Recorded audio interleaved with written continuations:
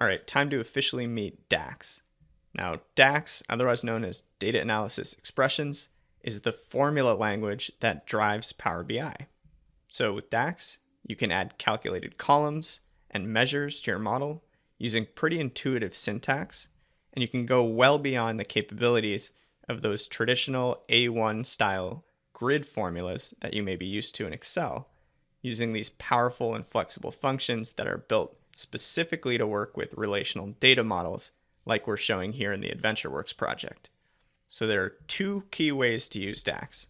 Number one is to create calculated columns that actually live inside of your tables.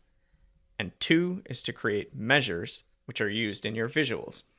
So we're going to dive into each of these in turn, compare the two against each other, talk about exactly how they're operating, and then dive into a bunch of the most common and powerful DAX formulas. So a lot to cover. Let's go ahead and dive in.